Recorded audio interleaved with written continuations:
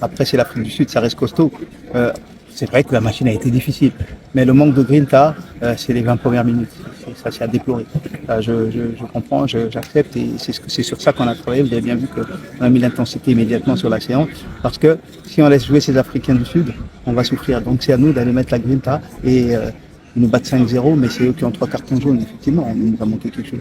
Et c'est ce qu'on s'est mis dans la tête aujourd'hui. Dans le but de rester dans la course de la qualification des éliminatoires de la Coupe d'Afrique des Nations au Maroc 2025, le Congo doit impérativement battre l'Afrique du Sud ce mardi 15 octobre 2024 au stade Alphonse Massamba Déba. Cette victoire permettrait aux Diables Rouges de revenir à un point de l'Afrique du Sud et de retarder temporairement la qualification de l'Afrique du Sud.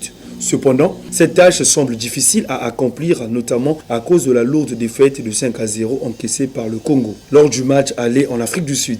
Pour les Congolais, abordés sur cette question hors caméra, on dit que l'espoir est permis puisque le coach Tshisambu Antoine reste aussi confiant. Elle sera peut-être différente.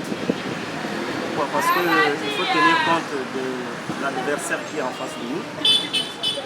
L'Afrique du Sud, quand vous regardez, ils sont sortis 4e la Coupe d'Afrique passée. Donc je pense bien que je ne minimise pas notre équipe, mais je me dis ça va être un peu difficile. Surtout que nous allons jouer dans la pression, parce que la pression du public va être énorme. Bon, moi je pense bien que ça ne dépendra que des joueurs. Si les joueurs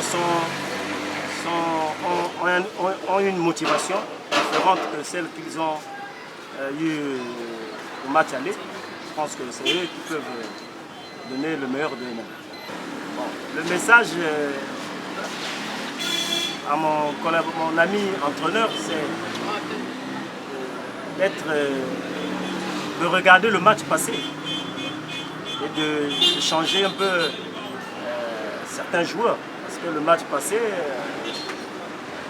moi je pense bien qu'il y a aussi des joueurs ici qui peuvent, des locaux qui peuvent jouer. Nous avons un gardien qui pratiquement n'a pas fait le match. Et on peut mettre un gardien qui joue le championnat chez nous. C'est tout ce que je peux lui dire. Parce que c'est lui qui est le patron, c'est lui qui connaît bien les joueurs.